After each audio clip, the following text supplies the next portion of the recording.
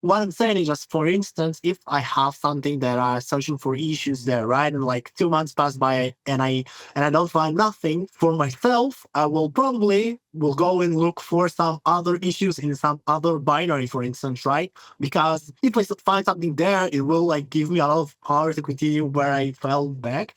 And it won't like make me hate the idea of working more. Welcome to the Head of the Breach podcast, where we talk everything offensive security. I'm here with Vladimir Tokarev, and he is a security researcher at Microsoft.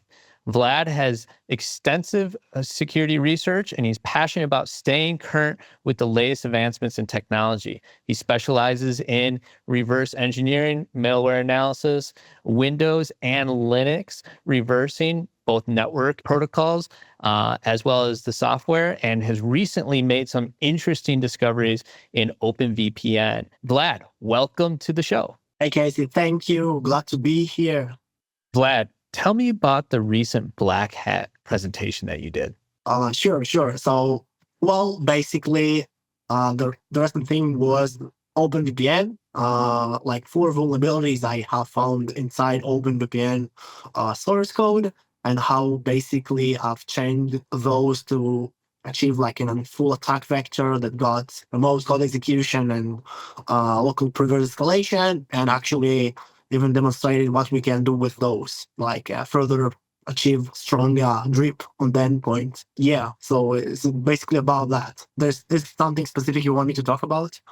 Yeah, so four vulnerabilities in an open source project that's been around for a long time. Walk me through what those vulnerabilities look like. And you said you were able to chain them up. So you had an actual full attack path in remote code execution. Like, for those that have not listened to your talk yet, because Black Hat was just a couple weeks ago, give us a little bit more rundown of how an attacker would exploit these vulnerabilities that you discovered. Sure. So basically, attacker can exploit those by basically getting, like, stealing credentials or extracting from somewhere credentials, then remotely connecting to the named pipe of OpenVPN, which is basically the mechanism with which OpenVPN creates new connections and initialize new instances of OpenVPN tunneling application. And then from there, it will load malicious plugin application, which this malicious plugin application will basically kill the system service of OpenVPN, and actually will wait for somebody that doesn't know that the system was killed to connect to it. Then it will impersonate the connecting user, and after that, it can actually achieve and execute high elevated tasks because the connected user was strong one. And then actually from there, for instance, it can be leveraged to kill, for instance, PPL processes, which are high and protected processes on Windows system, for instance. This chain is relevant for Windows. I have exploited on Windows setup. Okay, so OpenVPN on Windows is affected. Does OpenVPN need to be running as a service then? So OpenVPN has like few parts on Windows, and so basically there is like the managing system service, which called OpenVPN Serve, and this service is actually the service that waits for connections from clients. And when the client connects, it will like validate all the relevant parameters the client passes to it. And based on those parameters, it will spawn a new OpenVPN process. Now, this OpenVPN process is actually the process that does the tunneling through the OpenVPN server. And so, yeah, the like few parts there. Basically, we can look at this like 3 parts. First, we have the GUI through which the user can connect to the OpenVPN service. And then this service actually will spawn an OpenVPN process, which will do the tunneling. Okay. So is there anything that users could do today with just like server options or even client-side options to help mitigate this? Or is it patching is the only way? What could I do now if I was vulnerable? Yeah, so OpenVPN released a patch pretty quickly after we like reported them the vulnerabilities. So you have a patch out there, so please install it. But basically, to disable this attack vector, you even can disable connecting to named pipe remotely. It's something that you have in security policy management on Windows. And if you do that, actually this vector will be less relevant. And so this is another mitigation you can do right now. Also, Microsoft has developed few detections for these attacks on OpenVPN, and basically, if you have your Defender running, you'll be pretty okay. Okay. But help me understand just a little bit more the risk. So if I'm running OpenVPN in this type of setup in this fashion, obviously I wanna just patch and I'll fix the thing. But I know that can't happen for a bit. What type of risk am I working with? Is in order to successfully exploit this, do you have to get the user to click on something and execute it as in client side? Do you have to figure out credentials or some part of the authentication? Like, walk me through what I need to do to better understand the risk. Yeah, so the remote code execution is based on credentials. So if a attacker want to exploit this, it would have to get OpenVPN credentials, and so on your setup on your machine. And so for that, you have That could be to get many different things, though, right? It could be, I mean, depending on how you have OpenVPN set up to do authentication, it could be cert based, it could be, passphrase, it could be multiple. So what type of credentials do I need? And so usually it's like you have OpenVPN administrators group of the users on Windows, and you need one of those. And basically, the attacker can get those with tons of modern approaches, and even like old school attacks such as like NTLM-v2, hash cracking, and whatnot. But basically, yeah, the attacker has to get those credentials from the OpenVPN group administrators. From the OpenVPN group. Okay. Got it. So how do you go about discovering these type of vulnerabilities? I mean, this is pretty cool. And the fact that it's open source means a lot of eyes have been put on it. Did this take you months? How long did it take you to discover these vulnerabilities? Basically, the first vulnerability actually I have discovered not from OpenVPN, and it has a pretty interesting story. So let's dive into it. But Yeah. then after that, finding the second vulnerability took me around month and a half. So yeah, it was pretty hard. And so actually, how I got to work on OpenVPN was that one Saturday night I played with my two friends, Nicky and Philip, and we have this game we're playing, which is called Deep Rock Galactic, which is some wars running around the galaxy, killing bugs and mining for minerals, which is pretty fun. And I do this to like keep in touch with my friend who moved to the USA a few years back. It's pretty fun stuff to do. And one of those nights we're playing, Philip had some lags. The game stopped a little bit. It didn't work well. So basically, I asked him like, "What's going on? What's happening?" And he said, so yeah, I installed this pretty cool VPN. It's called ExpressVPN." And I was like, "Dude, why do you need that?" And it was, "Yeah, it's like for protection, privacy. Didn't you heard of like it protects your privacy and it's so important?" And I was like, "Yeah, but these things always have issues, have bugs, vulnerabilities, and so on." And he was like, "Nah, not ExpressVPN." And basically from there, it went something like, "I dare you to find, like, prove me wrong, prove me there is issues in ExpressVPN."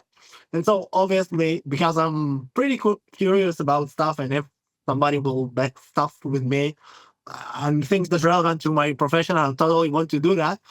Basically, like few hours later, I just started reverse engineering ExpressVPN binaries, and basically they have tons of those. And myself, I like a lot Windows kernel, so drivers was like first place I looked at it.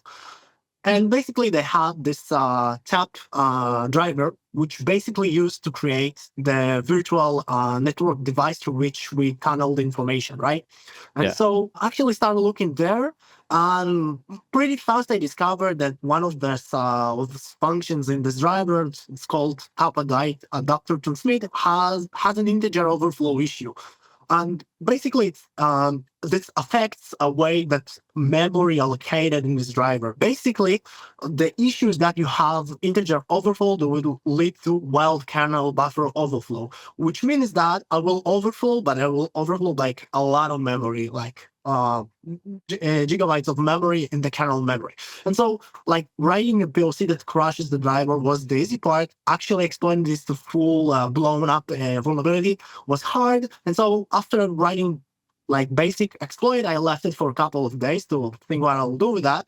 And then like few days after, I looked at other VPN, at Proton VPN, and actually seen the same bug. And I was like, come on, like no way they have like the same code, exactly the same code, right? And so at this point, I like written Yara rule.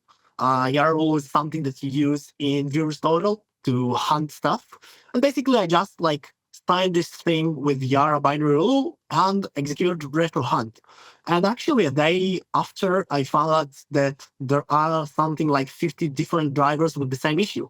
And I was like, for sure, this has to be something popular that everybody uses. And then I just asked ChatGPT, come on, do you tell me like what's probably the biggest VPN source out there? And he was like, oh, of course, it's OpenVPN, the best solution for you today. And well, then I just went to OpenVPN and found the top Windows basic source code and actually found the issue there. And this is how I like started working on OpenVPN. Now, as I said, after that, finding another issue took me a lot of time because, well, the code is in best condition. I see like a huge amount of code. I actually haven't found a lot of bugs at all. Like vulnerabilities are the bugs that you can exploit, but usually projects have bugs that you don't have anything to do with. Actually, I think like the first actual bug I found was the actual vulnerability, and it took me a month and a half. Well, and this is because it's actually what you said, right? Like a lot of eyes have walked over this repo and checked it out. And also this like very popular repository. And actually it exists a long time. So everybody had all the time to find all the bugs there. So it was pretty hard on this part. Is this what you do for your day job at Microsoft as a researcher? Yeah, like that. And Microsoft actually right now occupying the position of senior security researcher. And actually we have a lot of different type of things we do there. But yeah, one of the tasks that I'm doing is vulnerability research. And so basically you have a lot of like a lot of different types of research, and you have a lot of different types of vulnerability research. And like researching open source project, it's a different one because you may think about it. If, for instance, I will open like an embedded firmware from some like unpopular router, it maybe would be hard for me to like actually access the logic of the code because I'll need to reverse engineering and work hard to get the actual payload. But on the other side, it does like how many people already went over this code? Like maybe 100, maybe 150, and so like the chance of finding a bug that you can exploit is it's higher in something that is like closed and embedded. And so like on the scale, you have those like random firmwares that are closed and base 64 encoded, and like on the other side of the scale, you have open source project because, well, again, they don't have any issues because all the trivial issues like the real trivial and not the trivial issues were already discovered. So yeah. Yeah. So I want to walk back to that initial integer overflow that you discovered. Yeah. It's hilarious that you're starting to test this thing, and then underneath the hood it's OpenVPN, which is so widely used. But walk me through discovering that integer overflow. Like when you got curious, were you loading this up in a debugger? Were you, just trying different things, manually fuzzing? Like, walk me through. So actually, fuzzing is something I don't really do. And actually a very strong skill that I need to learn because it's people discover crazy things that it's totally like something I need to do. It's on my to-do list, probably the second thing that I like want to do right now. But no, I didn't use fuzzer. Basically, I started, as I said, reverse engineering like ExpressVPN binaries. So I started with IDA. reverse engineering platform.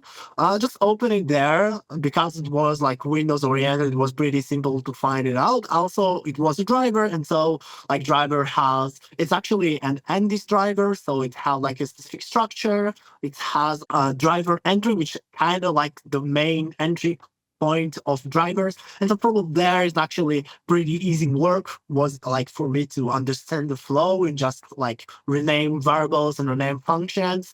And basically, it didn't took me long to find this because basically, well, so NDIS defines protocol to use with miniport drive for miniport driver, and so you have this like big object that usually you initialize in one of the earliest functions, and this object has callbacks to different functions that you define. And one of these callbacks is actually like the function that will call to top adapter transmit, which has the issue that I found. So basically, after going on the structure and understanding what I'm seeing and like define the functions, it was pretty fast to get to the actual vulnerable function. Okay. So you just use IDA Pro is your go-to debugger then? So basically, in this case, I myself prefer WinDBG. So after discovering this issue, after understanding it, I wrote like as I said, like fast POC code that I executed, and then it crashed the system. And then like I debugged like in Windows in WinDBG in a kernel mode debugging where like when you like connecting the virtual machine that you're debugging with WinDBG and like step through the location to find the issue. It was that. And so on for OpenVPN for all the chain, I actually had a setup of 2 virtual machines, and I could debug both of them and see what's happening in all time in the kernel mode, in the user mode, what I wanted. So yeah. Yeah. And it's so cool that actual gameplay led you to this. Now, in your professional or your vulnerability researcher, so are you spending most of your time looking for vulnerabilities, I'm assuming, in Microsoft products, or is it products?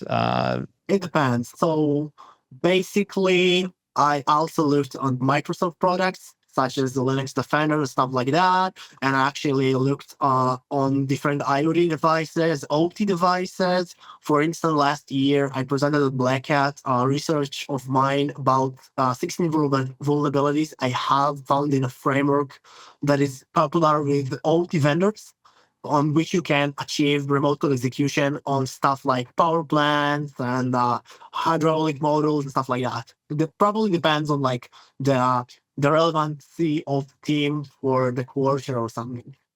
Yeah, got it. So you've played around with some of the OT and some of the hardware stuff as well. Is that workflow? Well, which one do you like better? Do you like the software side, or you like digging in a little bit on the hardware? Yeah, I think I'll say the software side, like firmware and upwards is my domain. Sometimes when you need to extract firmware, you need to use some hardware tools. But yeah, like actual hardware research is pretty hardcore. So yeah, for me, I prefer the software side. Nice. And what other tools do you use besides do you spend most of your time in a debugger, or are you breaking open Process Explorer or Process Hacker? Like what are the tools as a researcher that are on your laptop like today? Basically, I would say it was IDA, Jira, and WinDBG, GDB, and yeah, for like different purpose, I have different stuff. Like for Windows, I would usually use the sysinternals toolkit, which has a lot of relevant stuff. On Linux, it can be like some specific project that allow me to do something specific, or maybe something I wrote myself. On IoT, OT, there are some GitHub projects with like already compiled versions of binaries for some different and weird architecture that you can use. And so it depends basically on like what I'm working with right now. Right, with open source, it's like a little bit easier. But in some cases, like Codices last year, I used a lot of Wireshark because it has its own proprietary protocol, and you need to look on the network side of that. Yeah. What resources, if someone wanted to kind of do what you do, Vlad, and get into, being a researcher, what path should they take to learn? Like, how did you become a researcher? How did you learn how to do this? I do believe it's all like based on the on like your curiosity. What are you curious about? What you want to learn? What you want to understand? How it works?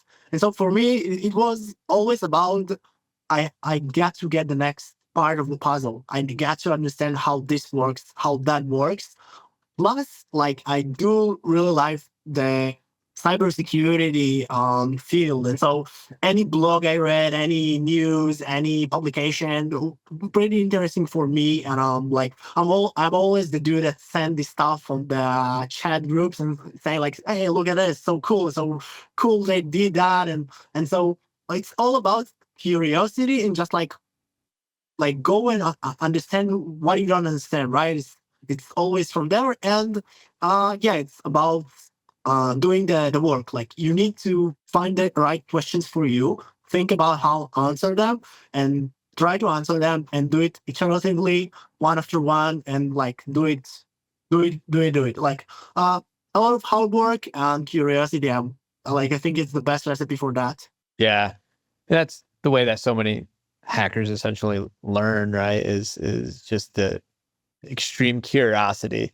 So that's cool that you're an actual case study of that, right? Just curiosity has led you to this career path. But one of the things I think is so frustrating, especially in, kind of the vulnerability research, the hunting and fuzzing is sometimes you just go down these rabbit holes and they're just, you waste so much time and there's nothing that you discover. Like, what do you do when you're striking out repeatedly and you're not finding vulnerabilities, but you're sinking a lot of time into it? Like, what do you do? Do you ever get to that state, or do you ever get frustrated? You can get frustrated, like right when you're searching for something like for months and you don't see nothing. It's frustrating for sure. And so always, I think you need to find a way to do something in the relevant area that switch you to different task. But then again, if you won't like leave frustrated the idea. What I'm saying is just, for instance, if I have something that I'm searching for issues there, right? And like 2 months pass by and I don't find nothing, uh, for myself, I will go and look for some other issues in some other binary, for instance, right? Because if I find something there, it will like give me a lot of power to continue where I fell back, and it won't like make me hate the idea of working more, right? Because it has like very high level of endorphins involved when you find something. At least in my case, right? If I'm seeing an issue and I understand that I can exploit it, it's like basically endorphin festival for me. And so Yeah. basically this is what I'm doing. Also, I like sports because it's actually helped me think when I work out. And like I think it's based on the idea that a lot of blood flushing through my head and it makes me feel good. So maybe this will make you better. But basically, I think if you're frustrated about something, go do the thing that you love and that will make you feel comfortable and nice, and then go back again to the hard task. Like nothing very good or relevant comes from easy work, right? It's always about hard work and like doing the hours. Yeah.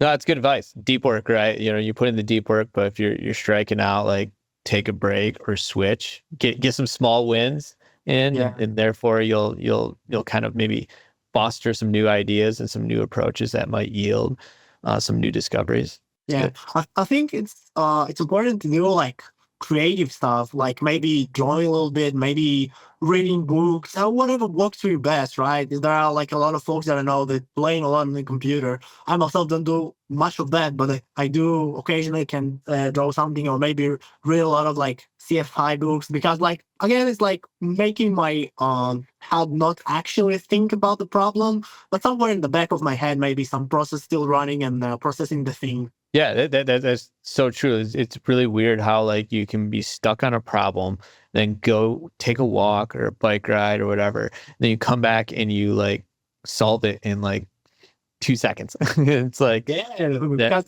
you have like your process the yeah, running in the background and thinking about it. yeah, It's totally cool, like how the human psyche works. Pretty crazy, right, but this is how it works, right? It's actually pretty amazing. right. And that's one of the things that we look for when I'm hiring penetration testers or red teamers. I'm specifically looking for individuals that have that creative mindset. because that creativity is, I think, one of the best skills you can have in cybersecurity, and try, especially when you're hunting for vulnerabilities, and whether it's a vulnerability, a misconfiguration, whatever it may be, like thinking outside the box, that comes from a creative mind. Yeah, for sure, for sure. What other tips do you have for people that are into vulnerability research, into trying to hunt for vulnerabilities in code bases? So as I said, the first thing will be curiosity and creativity together. Like indulging curiosity. If something interesting to you, go check it out, go understand it, go like try to understand what you don't understand there, or whatever is the first one. The second one will be about like stay updated. There are a lot of crazy research and they're being published like day after day, hour after hour. And a cool thing that you can do, for instance, is like pick up a new CV that's been released without the POC, go over the CV description, try to maybe understand like where should the CV be, try like to present in your head if you would find it, where would be located, and then I don't know, a few times later, like maybe a few days later, a week later, when the POC will be released, try to understand it was close to what you thought, and always go to the POCs and see like how they doing that, what new stuff they bring to the table. I think like a lot I learned from actually released exploits. And so if you can find a lot of exploits, you have a ton of interesting things to learn from. This is the second one. And I think like the third one is like stay in touch and be like in a community of hackers or whatnot. For instance, Black Hat, DEF CON, there are wonderful places for that. And yeah, like those three, I think are the most important parts. Now, the second one you mentioned is really helpful, right? Is where you pick a CVE. There's no proof of concept. You start down the path of reversing it, see if you can identify the vulnerability, create the proof of concept and exploit, and then once the proof of concept is released, you can compare it, right? Or you can see like where you went wrong too, right? If you were not successful, like it kind of helps you understand where your mind should have gone. Yeah, I think like if you actually successfully will exploit from only the CV description, you won't learn a lot because you have all the basis. But if you fail and then you look at a POC, the released proof of concept, you understand what you have like what you have missed. And this is like the most important part here. It's like a creative thinking test for you in a source. And again, it teaches you a lot. It's pretty cool. It's thing that should be done more. Do you do any patch diffing at all? Actually, it's pretty cool. I didn't do that, haven't done it. And but it's pretty cool because you have a lot of fun techniques for that and approaches, and it's pretty cool. But no, nothing that I did on my part in those areas. Yeah, some guys on our team do a little bit of patch diffing, because obviously a new update comes out. It's just, there's no proof of concept that's out there, but we want to figure out how to exploit it. And a little bit of patch diffing kind of leads you to where the vulnerability is, and leads you to creating a actually today morning I read the blog of the dude that actually did exactly that on the new patch for the IPv6 issues that Windows had, and it had crazy interesting blog about that, and it's pretty cool. Yeah, it's like sounds a good technique. It's always like a good place to start if you're looking at something like humongous and big and crazy big sound like Windows. It's actually pretty good approach to find some issues, right? Because like we can download ton of binaries of Windows and start looking for them, it will be hard to identify something. But if you look on for the batch, it's actually a good approach for that, or on other different OSs as well, iOS, Android. Sure, will work. Yeah. How often do you actually do like actual code reviews? Because another way to actually hunt for bugs, is to actually just review the source code and try to identify that. Is that your style, or do you do more of kind of the reversing side? So actually, that's not something that I did a lot.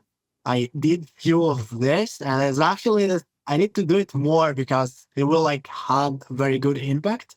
And so actually, I think one of the things that I will need to do on this actual job. I recently switched team in Microsoft.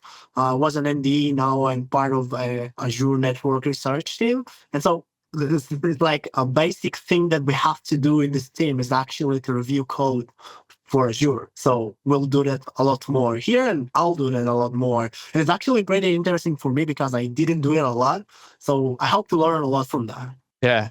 And as a vulnerability researcher, are you using like AI or ML at all in your workflow? Actually, I started using it recently. Sometimes it can help me with like general way of thinking, maybe point me in a direction or something relevant to read about something. It's not that you have like this crazy tools that can find vulnerabilities automatically for you right now, and maybe we'll have those in like few years or maybe even shorter. But for now, it's only like it's a kind of rubber duck thing for developers, right? You have like this rubber duck that you can like asking questions and think about that, and like you have a third person. So it's kind of like that, but with some cool insight sometimes. So I do use it, but more like in a Or like a conversational way. Yeah. yeah, or like an advanced search engine, right? To Yeah, something like that. Well, cool, Vlad. This has been great conversation. If anyone wants to follow the your work, also see your presentations at Black Hat. Hopefully, those are recorded and they're going to be released soon. Where can they go to follow you and your work? So you can find me on LinkedIn and on Twitter. I go by the handle of Gandalf, but it's like the lead part of it. So I'll send you the handle. You can Nice. add it later. But yeah, I have my work there, and so yep. All right, Vlad. Thanks for coming on the show today. Thank you. It was a pleasure.